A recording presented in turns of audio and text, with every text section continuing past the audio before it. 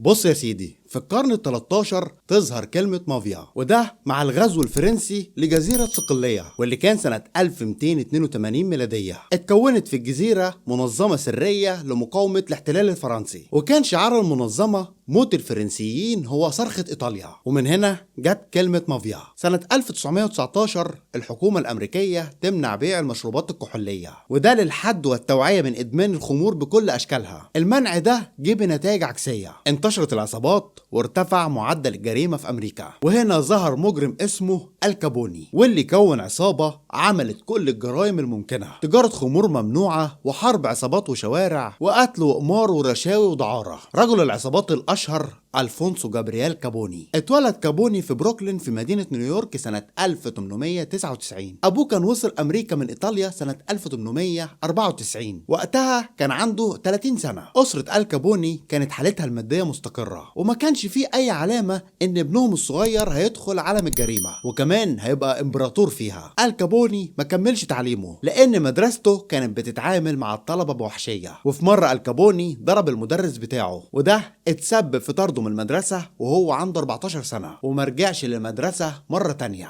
الكابوني كان مميز بعلامة في وشه، العلامة اللي كانت بسبب خناقة في بيت دعارة لما ضرب واحد بسكينة في وشه. الضربة اللي سابت علامة فضلت معاه طول حياته. الكابوني اتعرف على واحد اسمه جوني توريو، شاب أمريكي من أصل إيطالي، وكمان واحد من أشهر رجال العصابات اللي موجودين في الساحل الشرقي لشيكاغو. جوني كان مشهور بالأعمال الإجرامية، خصوصا اللي كان فيها تفاوض أو مساومة. جوني ساعد الكابوني وعلمه كتير في عالم الجريمة، وخرجه من الصورة النمطية للمجرم، يعني خلاه يحافظ على شكله الاجتماعي وفي نفس الوقت يقدر يمشي أعماله الإجرامية. الكابوني بقى واحد من رجالة جوني، وفضل يترقى لحد ما بقى شخصية مهمة في العصابة. في الوقت ده الحكومة تصدر قانون حظر الخمور، وتظهر هنا فرصة لكل العصابات الأمريكية، الفرصة اللي هتخليهم يكونوا ثروة كبيرة، وده من خلال تجارة الخمور الغير مشروعة. سنة 1925 يتقاعد جوني ويبعد عن عالم الجريمة، ويبقى الكابوني زعيم العصابة، ويبدأ يأسس لعصابة المافيا بتاعته: دعارة وخمور وقمار ورشاوي، ويخلص على اي زعيم عصابة تانية عامل له مشكلة، ويسيطر على كل منطقة في المدينة. اي خطوة كان بيتحركها كان بيعمل لها 1000 حساب،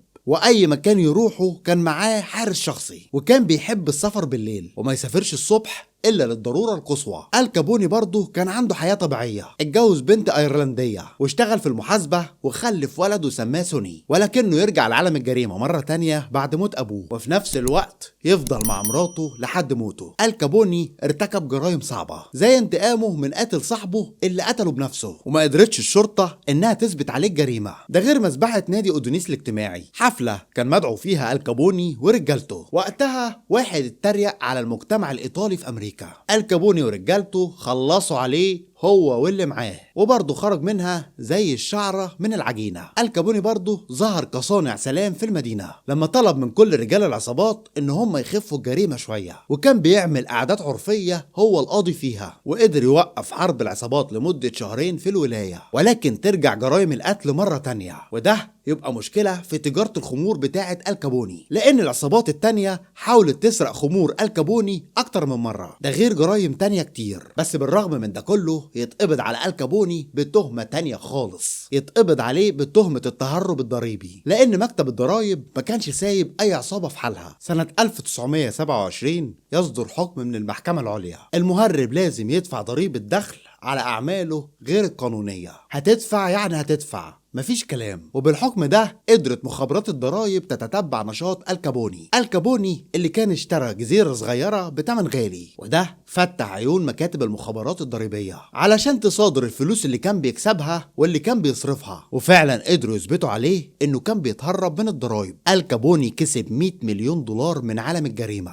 الكابوني اللي كان بيستخدم 600 فرد في عصابته، وكسب 60 مليون دولار من تجارة الخمور الغير مشروعة، و25 مليون دولار من القمار، و10 مليون من الدعارة، و10 مليون تانية من المراهنات.